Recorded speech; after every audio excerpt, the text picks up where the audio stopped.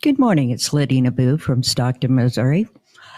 Today, I want to talk about the fact that we need to expose some gender lies.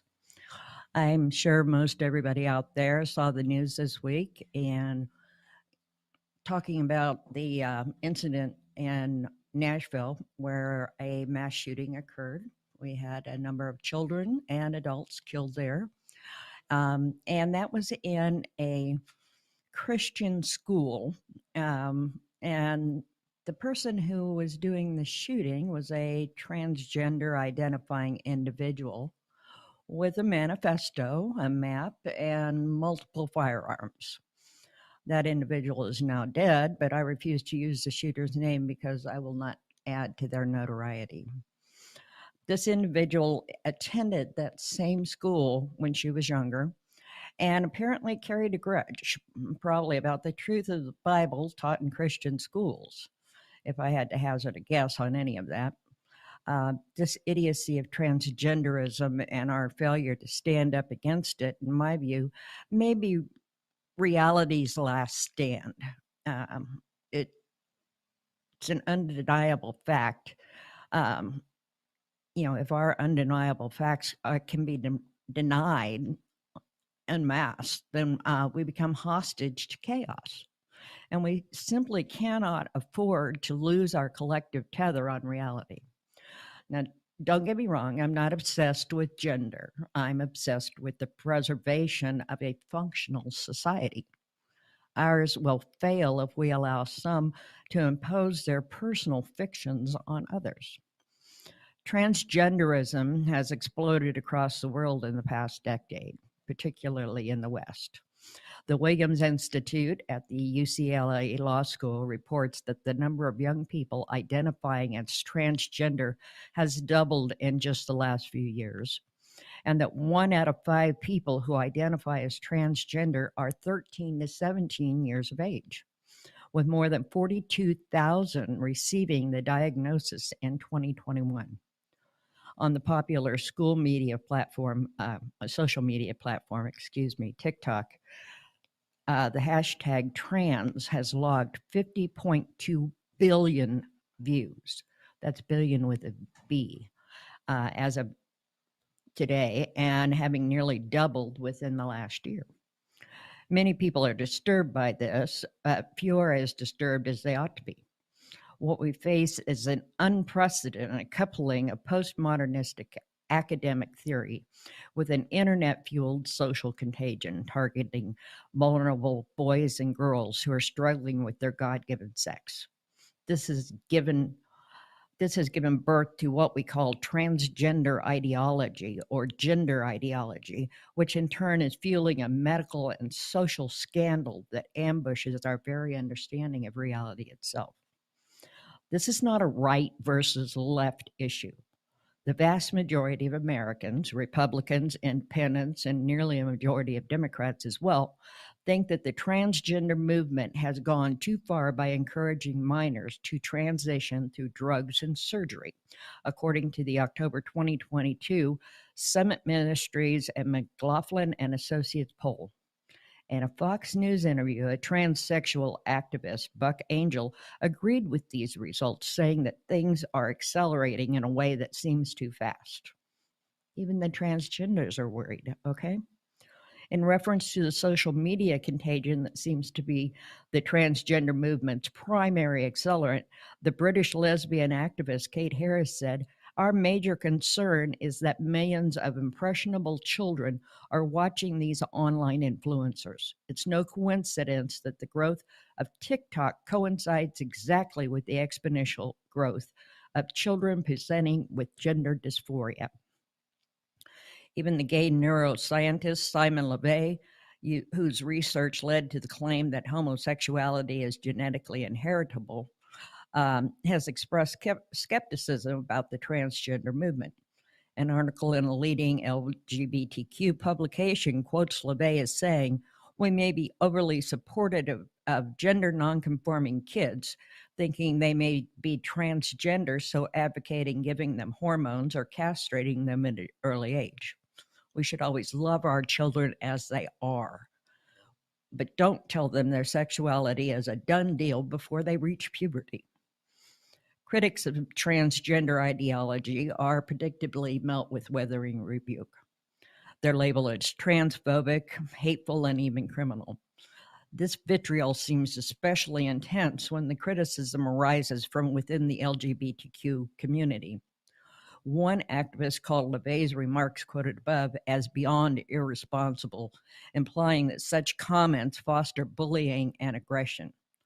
Tweets from singer Bette Midler and author J.K. Rowling expressing concern about the diminishment of womanhood were roundly condemned in forceful and often vulgar ways, even though both women have been longtime supporters of the LGBTQ movement.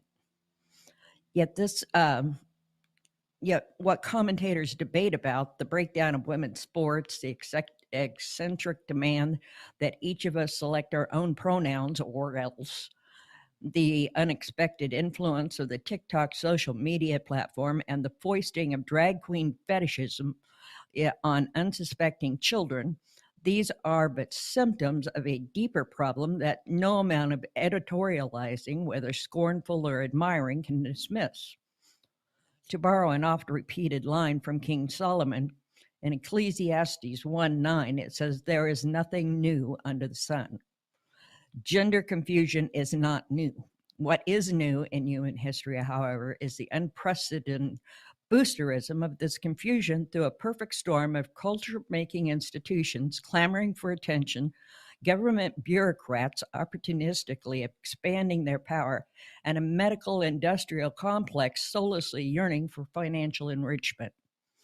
As we'll see here, long before the public began noticing that something odd was going on in popular culture, discussions of gender ideology, the battle for the high ground, had long been won. Churches that adhere to the historic Orthodox biblical worldview are among the few places where any dissent can be found.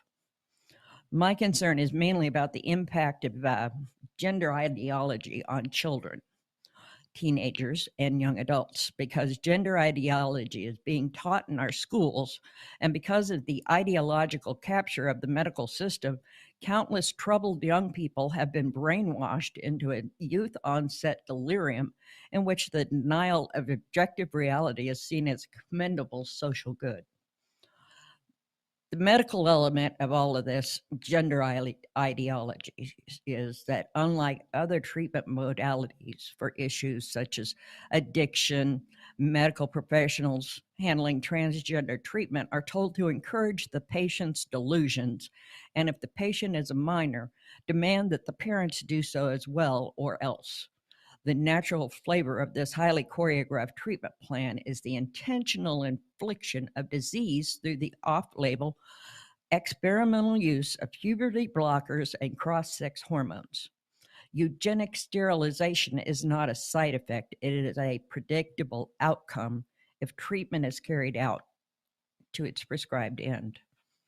Many of these patients are now realizing that the horrendous disease that they have experienced because of this experimental treatment have permanently damaged their bodies without healing their souls.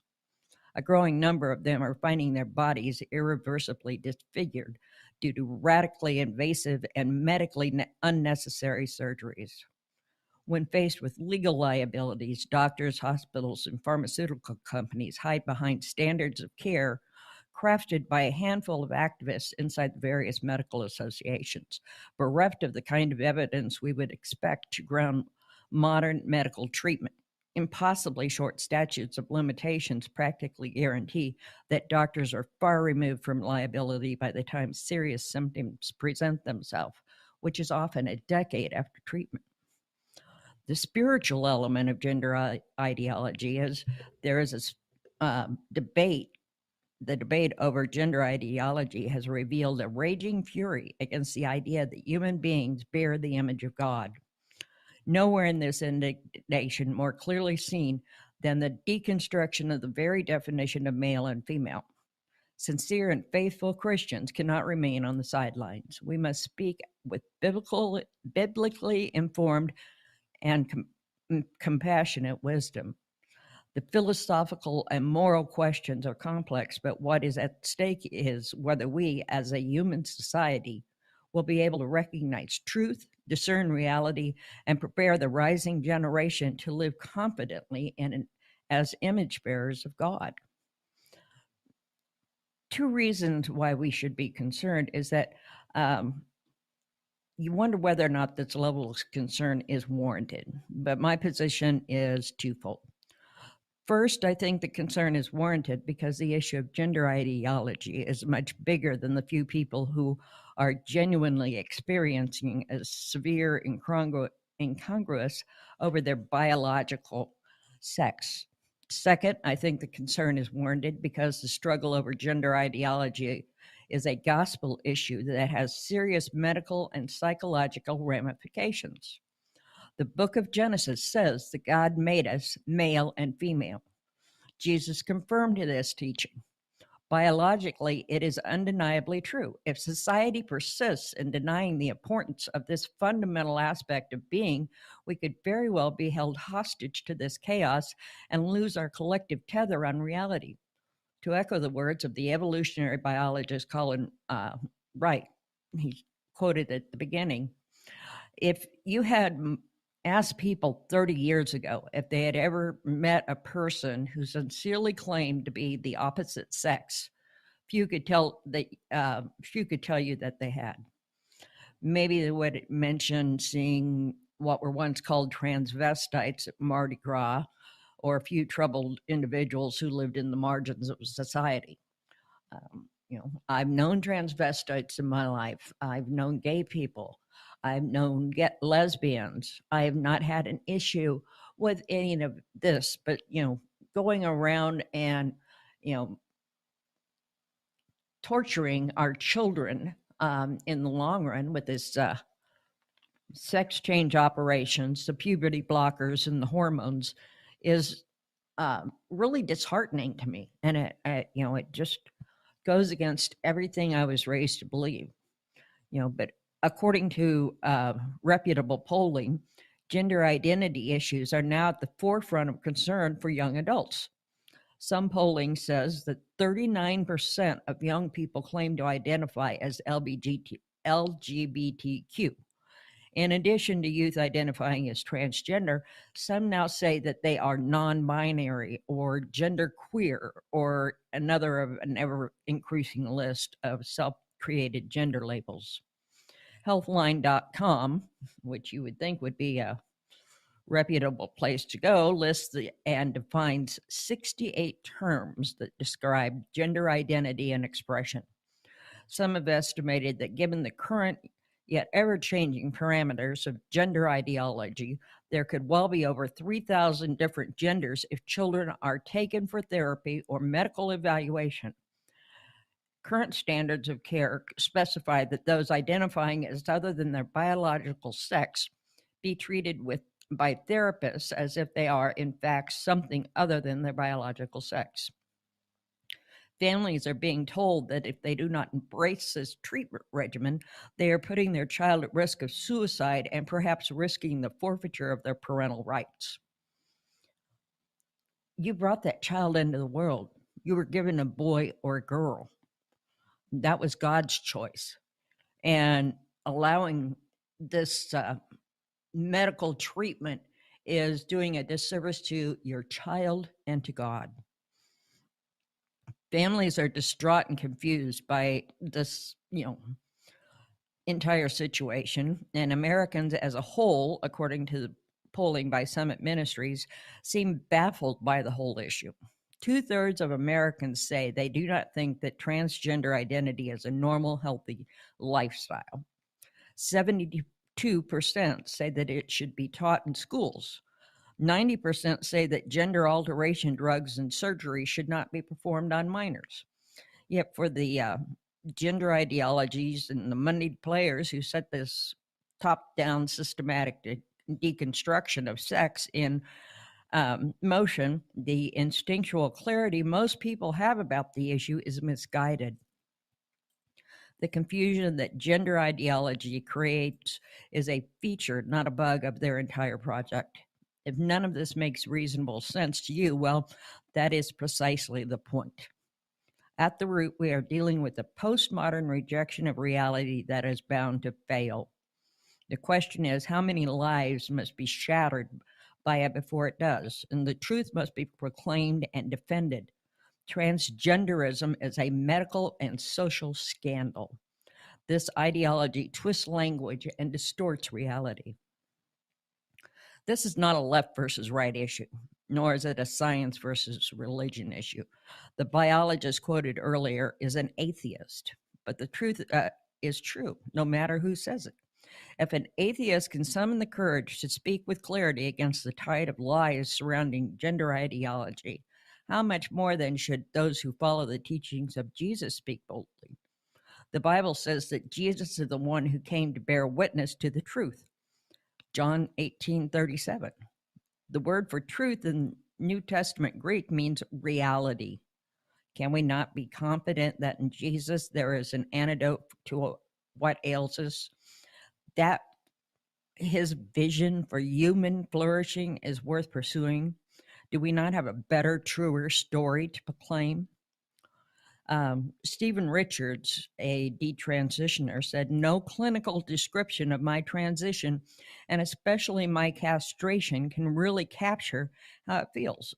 They gouged into my soul. They warped and molded me into something demonic, into someone else's sick fetish. I was only 14. Now I have to live with it forever." He is trying to detransition from what was done to him when he was 14 years old. He is one of a rising number of people who are known as detransitioners, men and women who underwent experimental gender medicalization, including hormones and surgery, or both, and now deeply regret it. Stephen realizes that he believed a lie about the human body, that it is physically possible to transition to the opposite sex, and now must live forever with irreversible physical and emotional scars.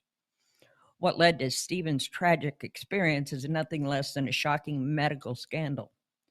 That scandal, excuse me, was caused by the breakdown of medical ethics and an insatiable thirst for profits without regard to the social cost. No doubt what I have to say will anger you, and it should. Under the guise of helping people navigate gender confusion, many vulnerable people across the West, even children, are being scarred for life. The lie of born in the wrong body and transitioning sexes. That's all it is. It's a lie. For all human history, the reality of maleness and femaleness has been apparent until now. Humans are mammals. Mammals are dimorphic. They are either male or female. The science is beyond question. It is not just a matter of what kind of genitals we have. Nearly every cell of our bodies is male or female. Scientists have cataloged 6,500 such differences. Obviously, in the male spectrum, males may be more or less masculine, judging by cultural stereotypes. Females may be less feminine, again, judging what by cultural stereotypes. Sometimes these stereotypes make people feel as if they do not fit in with the others of their sex. Young women who enjoy outdoor activities and competitive sports, who have in the past been called tomboys, may question their femininity because of the stereotypes they see in popular culture that are not ones with which they identify. Similarly, young men who are emotionally sensitive may find that they do not enjoy roughhousing as other boys their age do. With enough social pressure, the natural identity confusion through which these young men and women pass in adolescence can lead them to even question their maleness or femaleness. Many are now coming to believe that there are not two spectra, one male and the other female, but one spectrum with strong femininity on one end and strong masculinity on the other. This is not a medical fact, but an opinion based on writings from the fringes of social psychology, in which the word gender, which comes from the root genus, from which we get our word genetics, is misappropriated to create an artificial distinction between sex and gender, with sex referring to a person's biology and gender referring to their socially constructed self identification. Thus, it's theorized a person could be biologically male in sex but female in gender, or vice versa. The availability of synthetic hormones has made this a medical issue, with doctors across the country eager to perform risky experimental treatments designed to align a patient's biology with their preferred sexual identity. Ironically, all of this, what began as a movement to help people who do not identify with culturally derived masculine and feminine stereotypes, end up enshrining and even medicalizing those stereotypes with disturbing consequences. Faithful Christians are going to have to exhibit a lot of patience in the coming years dealing with the fallout of the gender identity medical scandal. Of course, God can and does bring healing, and sometimes quickly and suddenly. But as the number of detransitioners grow and more people realize that their decision led them to permanently damage their bodies, compassionate followers of Jesus must be prepared to walk alongside them. The practice of medicine has produced profound benefits for billions. Yet the idea that a medical technique that is possible is therefore ethical has led to widespread heartache. Francis Galton was one of the most respected scientists of his day, yet his racist viewpoint led to the science of eugenics, which was practiced in the United States to forcefully um, sterilize 60,000 women. Antonio Egas Manes won a Nobel Prize for inventing the lobotomy and promoting it as a remarkable cure for mental illness like schizophrenia. 50,000 people received that procedure. Many died of it as a result, and others had their lives ruined. The science seemed settled in both cases, but we now see them as colossal horrors. When the history is written, will gender affirming care for people with gender identity disorder, gender dysphoria, also be seen as a medical scandal? I believe it will. But there is a difference between sterilization and lobotomization. Did not include built-in popular cultural campaigns to get people to choose those procedures for themselves. This will take time to unwind. As more of the transitioners like Stephen Richard come forward and detail the catastrophic and irreparable harm that was done to them, it will become impossible to ignore the carnage. Christians must not shrink back from the task of confronting generational indoctrination that has occurred via the school system and throughout culture, that has most tragically left many struggling, confused, disfigured, and sterilized. Whenever you take your children in and some doctor tells you that if you do not recognize that your little girl wants to be a boy or your boy wants to be a girl and you don't do it, they say you're harming your child. I don't think you're harming your child by trying to point them to the truth in their life. So when they start treating your child with this gender dysphoria, they often start when they're very young, 6, 7, 8 years old. You see a lot of it in the news where parents are fighting over whether or not to allow a child to transition to the opposite sex. But we have to understand what we're doing to our kids. One of the hormone blockers routinely used to pause puberty is Lupron, also known as Luprolide. Like triptorelin, the blocker that was used in the 1998 Dutch case report. It blocks the release of LH-FSH, which stops testosterone from being produced. and released from the testes, or estrogen from the ovaries. It's approved for use. Lupron is for treating prostate cancer in men and endometriosis in women. It has also been used to chemically castrate sex offenders. To date, there's never been any formal FDA stamp of approval for puberty blockers to be used to treat gender dysphoria in children. In 2022, the FDA issued a warning to be added to Lupron, noting that brain swelling and vision loss were among the drug's side effects. Another long-term side effect of hormone blockers is bone density loss. When blockers are administered to a pubertal age child, the bones do not form as they should. The calcium deposits do not happen as they normally would, and normal physiological development is hindered. In the United Kingdom, a cohort of 44 12 to 15-year-old children were put on blockers at the London-based Tavistock Gender Clinic, which as of right now, they were ordered to close in 2023. They were tracked for 9 years. According to their findings published in the academic journal PLOS One, when the children completed chemical puberty blockage at age 16, the researchers found reduced growth in both height and bone strength. Of the 44 who were given the hormone suppressants, 43 went on to take cross-sex hormones. Why is this scandalous?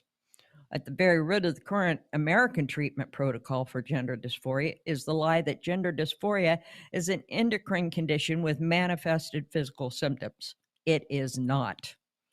There is no medical test, such as a blood test or a brain scan, that confirm a diagnosis. Rather, gender dysphoria is a mental health condition with an official definition in the DSM-5, the manual detailing the diagnostic criteria for mental health conditions. Gender dysphoria only becomes an endocrine condition when the introduction of hormones that would not ordinarily be present are put in the body. The introduction of foreign hormones can induce the endocrine disease state of hypogonadotrophic hypogonadism, which shuts down the production of sex hormones in the testes of male and ovaries of females, resulting in what amounts to chemical sterilization. Since doctors are the ones who induce the condition, it is called iatrogenic, which refers to an illness that is caused by medical examination or treatment. I'm of the view that doctors should not be in the business of causing disease. Moreover, the human endocrine system is a delicate ecosystem, and hormone levels are based on one's biological sex. If someone was suffering mentally and the root of the problem was a thyroid issue causing hormonal dysregulation, a patient would likely visit an endocrinologist to address the problem, and the goal would be to balance their hormone levels. Hormone levels are a function of biological sex. When high doses of the wrong sex hormones are introduced into the human endocrine system, serious problems result. Hormone treatment, even when properly administered, is risky. According to the Mayo Clinic, the long-term risks of hormone use include infertility, deep vein thrombosis, pulmonary embolisms, high triglycerides, a type of fat in one's blood, weight gain, high potassium, high blood pressure, type 2 diabetes, cardiovascular disease, excessive prolactin in one's blood, nipple discharge, and strokes. What happens when doctors prescribe such hormones to adolescents to produce cross-sex hormonal states? We're just now beginning to find out. And by the time the truth comes out, long-term damage may be irreversible. As previously noted, when children are put on hormone blockers, it is likely they will receive pediatric Lupron. Investigative journalist Jennifer Bilek noted in a speech in July of 2022 at Hillsdale College Kirby Center in Washington, D.C., that the adult version of Lupron is quite lucrative. It costs $4,800 to treat endometriosis in women for a 3-month dose. According to a 2018 investigative report, the pediatric version is even more lucrative, $9,700 for the same dose. A subcutaneous implant to deliver this drug to children is $35,000. A simple implant for adult men battling prostate cancer costs $4,400. Using these numbers, if just 100 children out of the 42,000 U.S. children diagnosed last year with gender dysphoria took these drugs for 7 years, it would amount to $27 million in drug sales.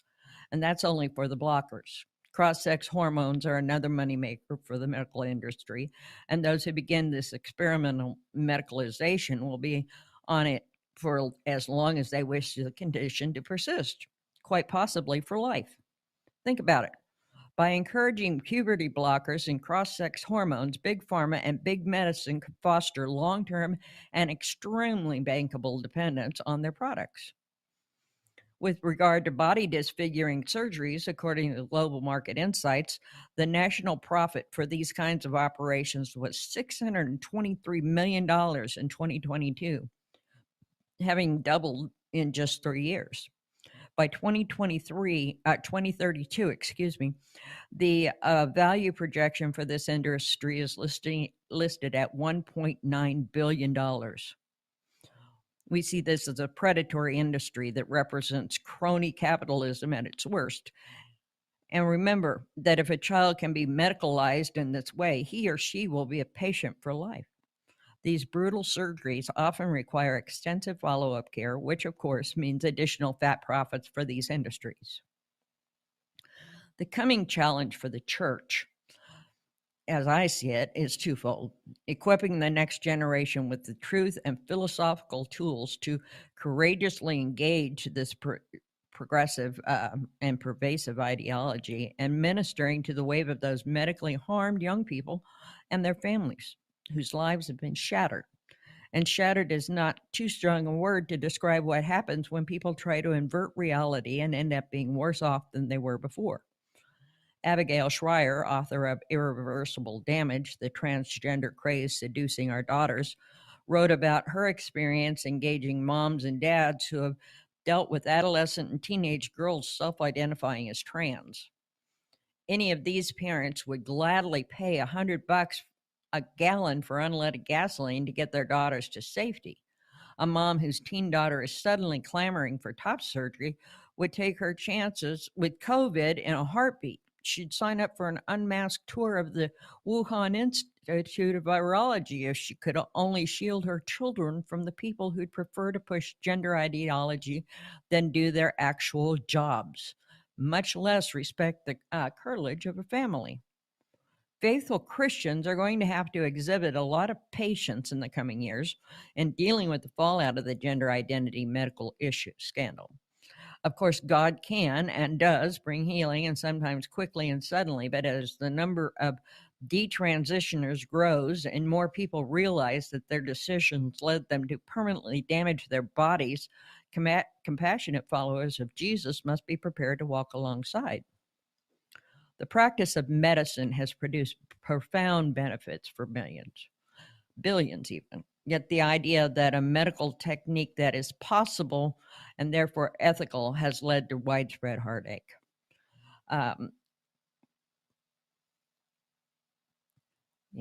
We've got to understand what's going on. We've got people that fall for this lie and cater to young children and go and get them medically castrated and put on the puberty blockers and destroy their bone structure, destroy their endocrinology, cause all kinds of medical heartache for the different parents. There's no reason for that. Why would you want to harm your child on purpose, when all it would take is for you to love your child no matter what, if they're a tomboy or they're a boy that likes to cook, there's nothing wrong with that. Let the girls go out and play football. I did. Let the boys cook in the kitchen. I did. My brother was the first boy who ever took home economics in high school in Kansas City, where we attended. And, he learned to sew and he learned to cook and everything. And, they nobody had an issue with it, and nobody ever thought that he was a girl. He took a class just to graduate, you know, and but it has helped him through the years. If your daughter wants to become an auto mechanic, that doesn't mean that she wants to be a boy. You know, embrace your children and give them, oh, excuse me, and give them the love and attention that they require, and allow them to get to an age where they have developed their brains, developed their bodies, and if they want to do something after they're 24 or 25, then that's a different story. But stop all this idiocy of trying to change the sex of your child that's 6, 7, 8 years old. They don't know what's going on in the world, and they don't understand how they are being manipulated by social media and, this week, news broadcasters who unfortunately said that there was a woman or a girl who had gone into that Christian school and murdered all those children and all those adults. But then they came back and were falling all over themselves to make sure that they used her preferred pronoun of he. She was not a he. She was confused, and somebody should have taken her by the hand all of these years and helped her deal with this ideology. You know, gays and lesbians have been in our life forever, but they were not ones who came out and beat you over the head and said if you didn't agree with them that you were hateful, or you were some kind of a demonic person for not identifying with them. But back in the 70s and 80s, if you were gay or gay or lesbian, you didn't beat people over the head with it. People may have known you were dating a girl or a boy that, and when you were a boy, but you didn't go and push it in their face. And this transgenderism and this 68 different sexes and so forth, that's a lie. Get away from these lies. Understand that God made male and female, and we need to start addressing that and making our children understand that that's the way of the world. And get away from these ideologies that tell you you're a bad parent if you don't get hormone blockers for your children. Take some care for them, because you don't want them, after you're gone, still having medical issues from what you did when they were a child. Let's get back away from that. Let's get back to biblical understanding, and let's get out of all of this hatred that's going around our world. It's ridiculous. It's confusing. And if we cannot accept reality, then we've got a lost cause going on in our world today. Reality is not something you can change. And so, calling your preferred pronoun a he or a she or an it, or if you're trying to be a furry even, that's not reality. Let's get back to reality in our world. It's the only thing that's going to save us at this particular point in time. So I thank you for joining me today. If you have something you'd like to comment, go to our Facebook page and do so, or you can email me at pastorlb@axmediagroup.com. If you'd like to donate to our show or sponsor any of our programming, you can go to axmediagroup.com and press the donate button. It gives you the option of saying where you want your money to go even. But we thank you for joining us, and I hope you can join me in praying for our children, praying for our nation, and praying for reality to come back into our world, because we've lost it at this point. Thank you.